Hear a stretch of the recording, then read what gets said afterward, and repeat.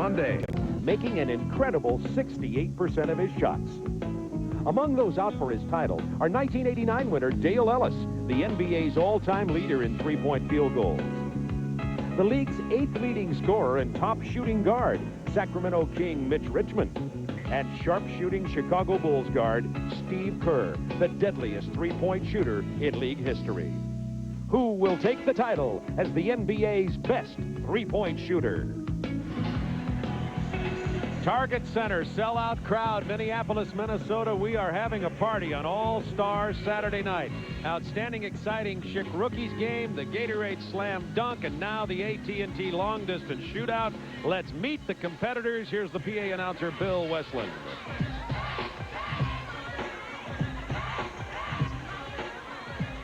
Now let's meet the competitors in tonight's AT&T Long Distance Shootout.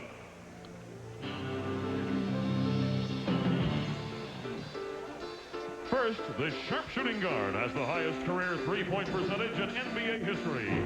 He leads the league in three-point shooting this season. From the Chicago Bulls, Steve Kerr. Standing a mere 5'11", he sparks the Philadelphia 76ers offense as a starter for the first time in his career. The NBA's 1992 regular season three-point shooting champion, Dana Barros. This utility veteran began the season with more three-point field goals than any player in NBA history. He won the 1989 AT&T Long Distance Shootout. From the San Antonio Spurs, Dale Ellis. He led the NBA in three-point shooting last season, helping his team to his third consecutive NBA championship. This year, he's an all-star for the first time. From the Chicago Bulls, B.J. Armstrong. This two-time all-star finished third in the 1992 AT&T Long Distance Shootout. He leads all NBA guards in scoring this season. Representing the Sacramento Kings, Mitch Richmond. One of the best six men in the game, this sweet shooting guard provides instant offense off the bench for Charlotte. He's the Hornets' top career three-point shooter and all-time leading scorer, Del Curry. This young point guard is having the finest season of his three-year career. He ranks among the league leaders in steals, assists, and three-point shooting. From the Milwaukee Bucks, Eric Murdoch. And finally, the defending champion. After winning the AT&T Long Distance Shootout last season, he set a record with 6 three-pointers in the 93 NBA All-Star Game. Representing the Cleveland Cavaliers, Mark Price. Mark Price, the defending champion, and you've met the 8 competitors now. Let's take a look at the rules of the long-distance shootout. 3 rounds, each scored separately. The scores do not transfer one round to the other. It's important to remember that. The regulation ball counts for 1 point. The red, white, and blue ball, 2. A total of 30 points available out of the 5 racks that will be distributed around the three-point line. The top 4 in the first round advance. The top 2 in the semis down to a championship round. And if there is a tiebreaker in terms of balls made and points scored, there will be a 24-second shootout. Now, in the first round, if you look at the prize money of $20,000, in the first round, 2 competitors will perform at once. One on the left side of your screen, one on the right. They'll each have 60 seconds. Doug and Hubie will each select the defending long-distance shootout champion, Mark Price, on the right. If the game is on the line, I like both of these guys. I do, too. Right now. Hubie, Del Curry has such a quick release. It's a one-piece shot, and his first 2 hit nothing but the bottom of the net, 3 in a row. Right now, Mark Price, 2 for 4, and he keeps catching the right side of the rim. 3 for 5 with the money ball. 3 for 5 for Curry. Mark is right on the rim right now. Del Curry struggled with the last rack, only made 1. He is drifting on his shot also. 3 for 5 in the money ball for Price. When he's missing to the right side of the rim. Curry 2 for 5. He got the money ball from the middle rack. He's not getting it out cleanly, though, Hubie. He's really drifting. Mark needs a little streak here right now. You can really see Curry fading to his left on his shot. Every one of his shots is his left. Price 3 for 5 in the money ball. Del Curry got the money ball, I think 4 out of 5 on the last rack. Mark Price 0 for 5 from that corner. It looks like Mark Price may move into the Final Four, the defending champion. We'll get our official score here. We have him for 15 points. We don't know sometimes if the judges rule that a player stepped on the line. Price made 4 money balls and does officially have 15 points. Del Curry with 12.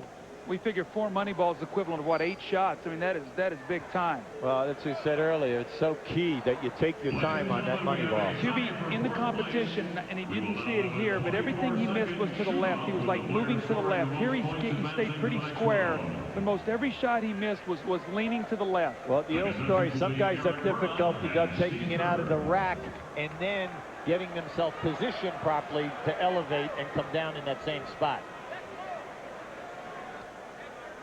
The thing that hurt Mark Price was the left corner, the final corner. As he attempted his shots, he went 0 for 5. And we will have a shoot-off here for 4th place. If you take a look at the players who advance, Armstrong, Richmond, and Curry do not advance. Price, Ellis, and Kerr do. Murdoch and Barros up in the top row in the center, both with 13, will have a 24-second shoot-off. One of them will advance to the second round and the Final Four.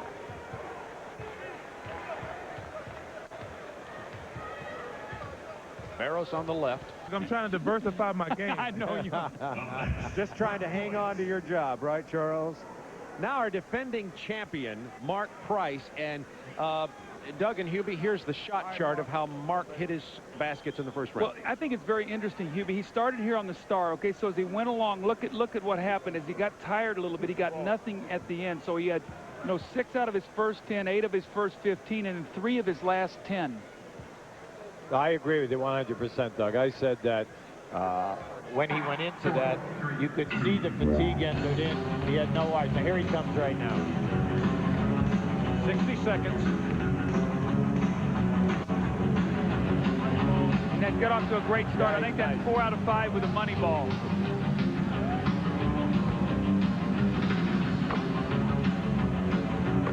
Look at the nice rhythm. Look at the spin on the ball. That's beautiful.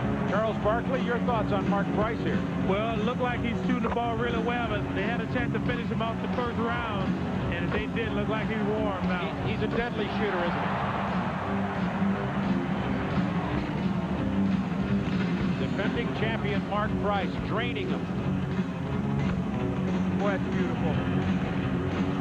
Got plenty of time, 14 seconds to get 5 shots off. He needs to slow himself down here. A little flat. That's big money ball, 21 points out of a possible 30 for the defending champion Mark Price. That sends a message to Dale Ellis. He hit 8 in a row during that stretch. Charles? Give us your thoughts on this. They had a chance to finish him off, and they didn't. Now Mark Price is alive and well. Well said. 8 in a row. Check a look at the release here, Doug. Well, look at the follow-through and the release on the ball. Do you see the ball spinning? And when the ball spins up there nicely, it holds its line. When you don't have good rotation, the ball moves around in the air. So when you get the good rotation, it will hold its line, and you're going to usually get a true shot. Okay, Kerr and Ellis. Kerr will be next, and then Ellis. They'll have to beat 17. And, of course, if they both beat 21, it could eliminate. Charles, what do you think of that? I don't agree with that, because remember last year when Terry Porter knew what he had to beat and he rushed all the shots down the stretch? I would like to go first and put the pressure on Mark Price, because if you miss your first couple shots, those last 3 racks really are tough. I know when you and Doug Collins play golf together, you like to knock in that first putt and put the pressure on him. Well, right? I'm always putting for bogey. He's putting for double bogey, so it don't matter. Let's go, Mark, baby. Good luck, Mark. Yes, sir. Here's what Mark Price did with his rack of balls, Hubie, in the semifinals. Again, look at the great start. You'd be 4 for 5, 4 for 5, 5 for 5. What is that? 9 for 15, or no, excuse me, 13 for 15. Now, last year he won the finals with 18. Terry Porter had 17 and 5 shots, and he missed all 5. For the championship, Mark Price. Well, he got started off great. He hit his first 3 shots. So Dana Barros could have time to think about it. 4 in a row, and he hit the money ball. The angelic face of Mark Price with the eyes of the assassin. He had 6 in a row before a miss. I think Charles hit it right on the head. You better knock Mark Price down early. Once he gets rolling, it's too late. 9 out of 10. It's just beautiful. Look at this. It's just Everything is there. The snap on the release is just picture. It's just beautiful.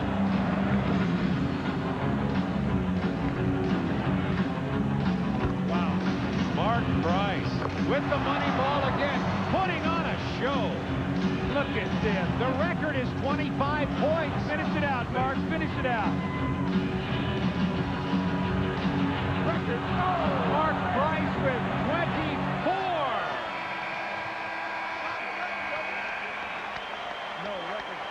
This is great. People giving him a standing ovation. What a shooting display by Mark Price. Charles Barkley, your view on this? Well, two things. Number one, Mark Price was down and they didn't kick him. And secondly, he puts Dana Barros has to get off to a good start. He's definitely going to start feeling some pressure. There's a look at Dana Barros watching. Oh, my. He says, you know what he's saying? Why didn't I go first? At least I wouldn't have to watch this. Yeah, he's got a man's job. Craig Hodges had 25 in 86. Craig had 24 in 91. And Mark Price, as Charles Barkley put it so early, they should have gotten him while he was down, Charles. They didn't finish him off, and he deserved it. He got warm, and he was on fire. 2 years in a row, Mark Price has won this competition. Larry Bird won it 3 years in a row.